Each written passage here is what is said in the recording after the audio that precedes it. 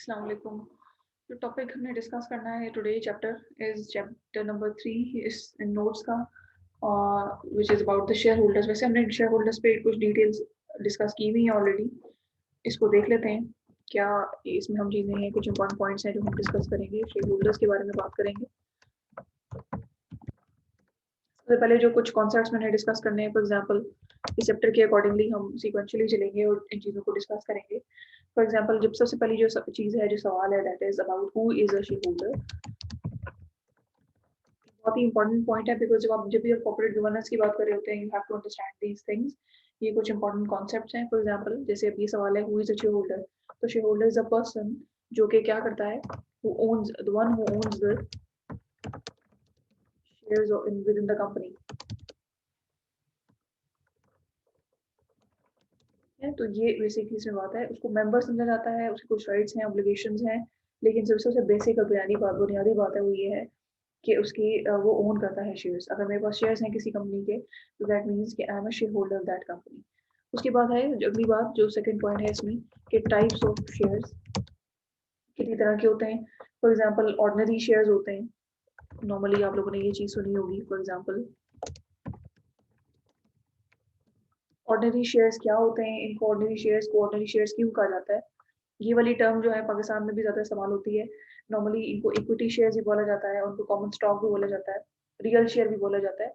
इसको इसलिए इस तरह से बोला जाता है बिकॉज इसकी उनके कुछ फीचर्स हैं जिसकी बेसिस पे इनको ऐसे बोला जाता है। क्या फीचर्स हैं, सबसे पहले हम देखते हैं। फॉर एग्जाम्पल सबसे पहले परमानेंसी है। परमानेंसी क्या है, permanent through out the life time of the company. जब तक कंपनी नहीं जाएगी, कंपनी आपको उसके अगेंस्ट अमाउंट रिफंड नहीं करेगी। आप resale and buying and reselling कर सकते हैं। फॉर एग्जांपल अगर मैंने किसी बाई किए, तो मैं किसी और शेयर होल्डर को जो खरीदना चाहे उस कंपनी के शेयर्स, उसको बेच सकती हूँ। लेकिन मैं कंपनी को जाके ये नहीं कह सकती कि ये ले शेयर और मुझे इसके अगेंस्ट मुझे पैसे दिए जाए या फंड्स मेरे वापस किए जाए। आप किसी इसको रीसेल कर देते हैं विद इन द मार्केट। तो ये इससे बात है। फिर एक इसमें यानी कि कंपनी, जब तक कंपनी की लाइफ टाइम है, company itself will not refund. और दूसरी जो बात है वो ये है कि कंपनी बाय बैक कर सकती है। अगर कंपनी चाहे तो कंपनी बाय बैक कर सकती है शेयर को जब भी, with at any point of life time of the company. अगर कंपनी ये चाहती है तो वो बाय बैक कर सकती है। फिर इसका दूसरा फीचर ये है कि इसकी कोई नॉमिनल कॉस्ट नहीं है। नॉमिनल कॉस्ट से मेरी मुराद ये है कि इस company is not bound to pay dividend. मतलब कंपनी की जो कोई थियोरेटिकली अगर हम कहें, तो कंपनी इज नॉट बाउंड कि वो आपको डिविडेंड दे। कंपनी अगर चाहे तो प्रॉफिट्स में से आपको डिविडेंड दे सकती है। लेकिन अगर कंपनी नहीं चाहती और कंपनी उसको दोबारा से री इन्वेस्ट करना चाहती है, तो कंपनी इज नॉट बाउंड कि वो आपको हमेशा ही डिविडेंड देती रहेगी। अगर एक साल कंपनी ने डिविडेंड दिया है और अगले साल नहीं दिया, तो you can not ask the company, और आप मैनेजमेंट के पास जाके ये नहीं कह सकते कि आप उसको हमें डिविडेंड दिया जाए। मतलब ये कंपनी इज नॉट बाउंड, इसकी कोई नॉमिनल कॉस्ट उस तरह से नहीं है। अगर कंपनी चाहे तो देगी। अगर प्राइस रिड्यूस हो रही है शेयर की, तो आप कंपनी से क्लेम नहीं कर सकते कि हमें इसको रिम्बर्स किया जाए या हमें इसके अकॉर्डिंगली फैसिलिटेट किया जाए। ठीक है, तो ये बात है। फिर इसके बाद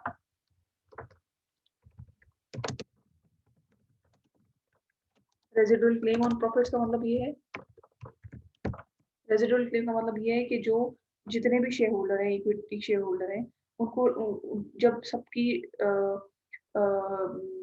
जो रिस्पॉन्सिबिलिटीज हैं, जो सबकी कमिटमेंट्स हैं, फॉर एग्जांपल क्रेडिटर, सप्लायर्स, बाकी सबके को कंपनसेट कर दिया जाता है। सबकी जो रिक्वायरमेंट्स हैं वो पूरी कर दी जाती हैं। उसके बाद जो पेमेंट की बारी आती है, जो बच जाता है, उसमें से प्रॉफिट में से उनको फैसिलिटेट किया जाता है इक्विटी शेयर होल्डर्स को। तो ये एक तरह से रिस्की भी है इक्विटी इन्वेस्टर्स के लिए, शेयर होल्डर्स के लिए। बट द पॉइंट इज कि जो एंड में सबको पेमेंट, सारे क्रेडिटर्स को पेमेंट करने के बाद जो अमाउंट बच जाती है, उसको कहा जाता है कि ये रेजिडुअल क्लेम है। और जो इक्विटी शेयर होल्डर्स हैं या ऑर्डिनरी शेयर होल्डर्स हैं, वो एंटाइटल्ड हैं इस चीज के। ठीक है, रेजिडुअल क्लेम ऑन एसेट्स, ये तो इक्विटी, ये प्रॉफिट्स की बात थी। और एसेट में भी, एसेट की जब मैं बात कर रही हूँ किसी इसी की कंटिन्यूएशन में, रेजिडुअल क्लेम ऑन एसेट्स, इसका मतलब ये तब, इसका मतलब ये है कि अगर कंपनी लिक्विडेट होती है, तो लिक्विडेट होने के बाद जितने भी क्रेडिटर्स हैं उन सबको पैसे देने के बाद जो पैसे बच जाएंगे वो फिर इनको दे दिए जाएंगे। तो ये बात है बेसिकली इसमें, ये चीज। उसके बाद अगला जो इसका फीचर है, third one is of voting rights. Voting rights में जैसे कि नाम से ही पता चल रहा है राइट टू वोट की बात है। तो सिंस जो ऑर्डिनरी शेयर होल्डर हैं वो रिस्क बेयर्स हैं, दे ओन द कंपनी, उन्होंने पैसे दिए हैं, तो उनका जो राइट टू वोट है उनको दिया जाता है। और फॉर एग्जांपल ये भी हमने जो चीज़ डिस्कस करनी है कि शेयर होल्डर्स भी 2 पर्सपेक्टिव में, एक शेयर होल्डर्स इन्वेस्टर पर्सपेक्टिव में और एक शेयर होल्डर्स ओनर पर्सपेक्टिव में होते हैं। तो हम जो ये बात कर रहे हैं वो ओनर्स की बात कर रहे हैं, ठीक है? तो ये भी बात है इसमें। उसके बाद ये जो वोटिंग राइट्स हैं ये भी दिए जाते हैं। इसके अलावा इनको वोटिंग राइट्स के बाद right to purchase new shares हैं, ये भी इसी केस में है कि जब भी कंपनी न्यू शेयर्स लॉन्च करती है तो उससे पहले ऑर्डिनरी शेयर होल्डर्स का हक होता है। प्रेफरेंस शेयर्स भी दिए जाते हैं, इफ आई मे से सो। अगर हम बात करें प्रेफरेंस शेयर होल्डर्स की, इधर ही लिख देते हैं इसको।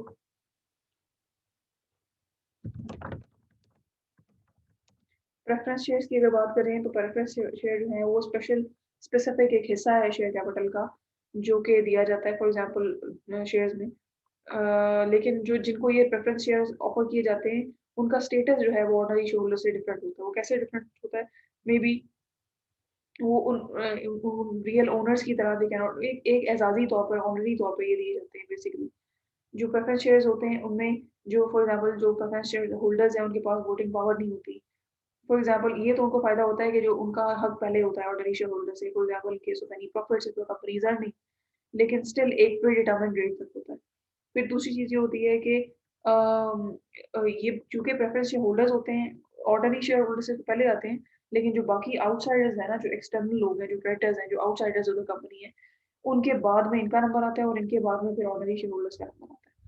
तो ये बेसिकली इनमें ये बेसिक सीन की बातें हैं, ये फीचर्स थे जो मैंने डिस्कस किए।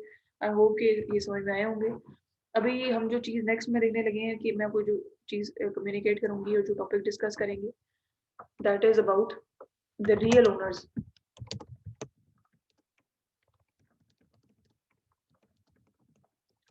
Real owners of the company से मैं कहती हूँ कि उससे क्या मुराद है, तो उससे एक ही नाम दिमाग में आता है, as long as we are studying the subject और ये टॉपिक हम पढ़ रही हैं, ordinary shareholders. Ordinary shareholders are the real shareholders of the company. Why? Because पहली चीज़ तो ये है, बेशक उनको जो प्रॉफिट्स हैं उनमें सबसे आखिर में चीज़ मिल रही है। एसेट्स अगर कंपनी लिक्विडेट होती है तो उसकी जो रिमोनरेशन जो अमाउंट है, जो फंड है वो एंड में मिल रहे हैं सबसे आखिर में, तो दे बेयर द रिस्क। चूंकि वो रिस्क बेयर कर रहे हैं और सबसे एंड में उनका पार्ट है, फिर still even then they are contributing into the company, company में इन्वेस्टमेंट कर रहे हैं। इस रिस्क बेयरिंग कैपेसिटी की वजह से उनको जो है वो रियल ओनर्स कहा जाता है। और एक तो ये वजह है कि मतलब कि उनका क्लेम है सबसे एंड पे, तो उनको फैसिलिटेट इस तरह से किया जाता है। दूसरी चीज़ ये है कि बाकी जो लोग हैं ना, बाकी जितनी भी पार्टीज हैं, क्रेडिटर्स हो गए, आपके प्रेफरेंस शेयर होल्डर्स हो गए, उनका जो क्लेम है वो एक स्पेसिफिक परसेंटेज है, एक स्पेसिफिक अमाउंट तक रिस्ट्रिक्टेड है। अदर पार्टीज रिस्ट्रिक्टेड परसेंटेज और अ प्री डिटर्मिन्ड रेट या परसेंटेज कह सकते हैं आप, कि कितना how much risk they will be how much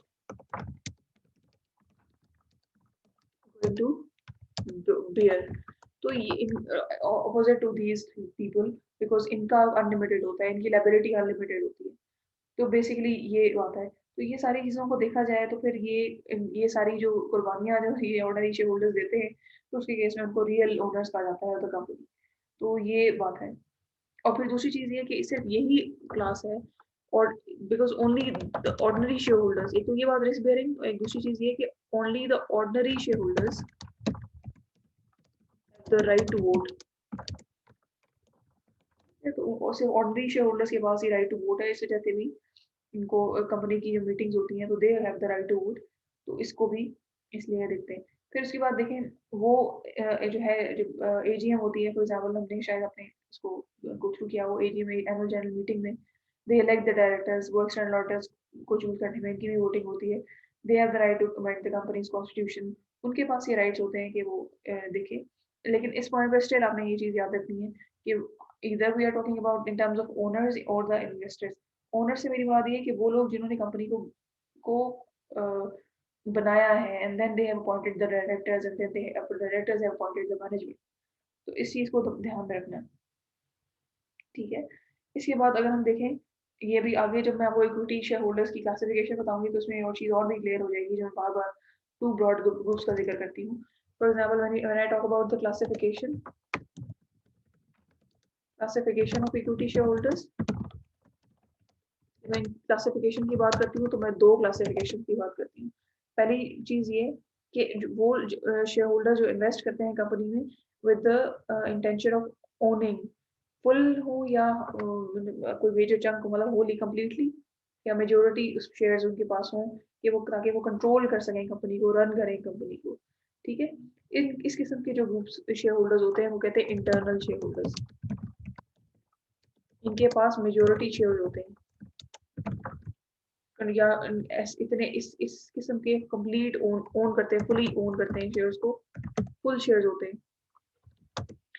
इनका पर्पस ये होता है टू कंट्रोल द कंपनी। दूसरी तरह के जो शेयर्स होते हैं ना, वो उनका पर्पस ये होता है कि प्रॉफिट अर्निंग। इनको बोलते हैं basically external share holders.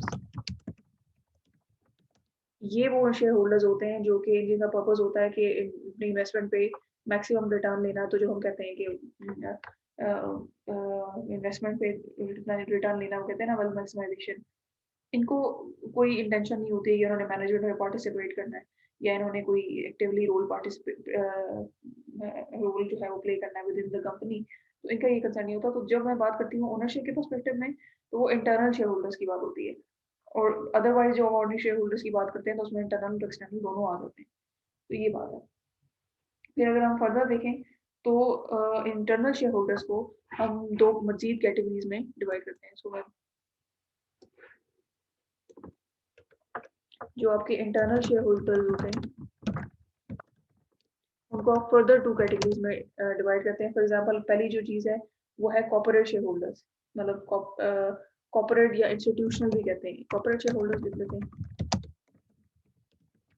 Corporate share holders से मेरी मुराद ये है कि वो कंपनीज जो इन्वेस्ट करती हैं इन अदर कंपनीज, कि उसका उनका पर्पस ये होता है कि वो उनको, जैसे आपने सुना होगा ये कॉन्सेप्ट ऑफ सब्सिडरी, एक होल्डिंग कंपनी होती है, कंपनी ने दूसरी कंपनी को एक्वायर कर लिया, तो ये वो कॉर्पोरेट शेयर होल्डर्स होते हैं जो सिर्फ कंपनीज में इन्वेस्ट करते हैं, यानी कि companies that invest in other companies. इनका पर्पस ये होता है, purpose is to own the other company,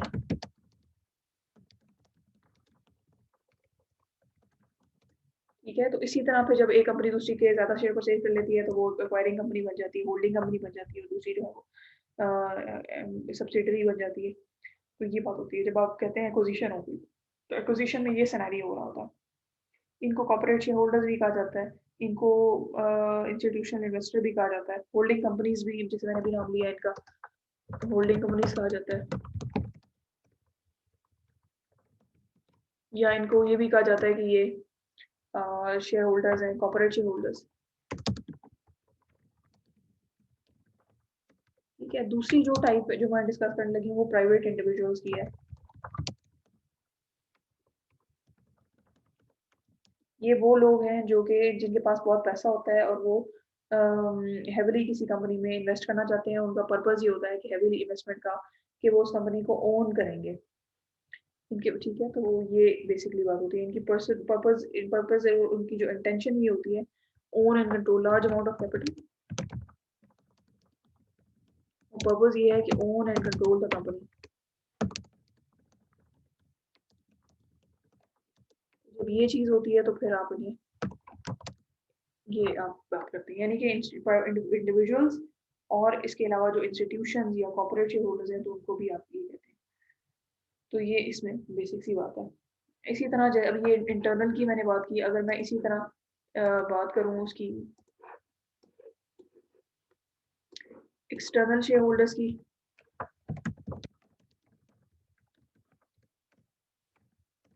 तो वो भी दो तरह के होते हैं। एक वो होते हैं जो कि इंडिविजुअल्स होते हैं, इंडिविजुअल्स वो होते हैं जिनके पास कुछ पैसे होते हैं, फॉर एग्जांपल जैसे मेरे जैसे इन्वेस्टर्स हैं जिनके पास इन्वेस्ट फंड्स होते हैं और चाहते हैं कि उस पर वो प्रॉफिट अर्न करना चाहते हैं। दूसरी तरह के जो होते हैं वो कौन होते हैं, वो बिजनेस ऑर्गेनाइजेशंस होती हैं।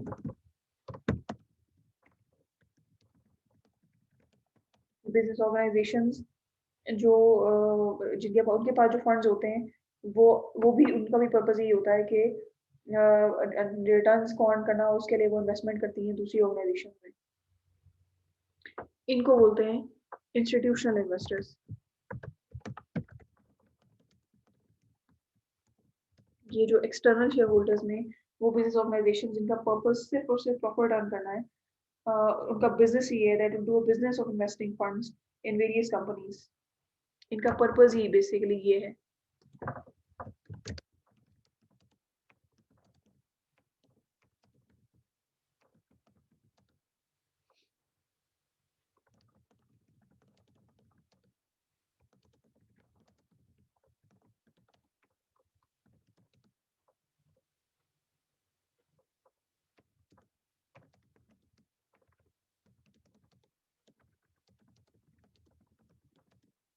ठीक है, तो ये बेसिक इसमें क्लासिफिकेशन है। अब मेरे ख्याल से ये चीज क्लियर हो जानी चाहिए कि when I am talking about the individuals then there are two categories, internal and external.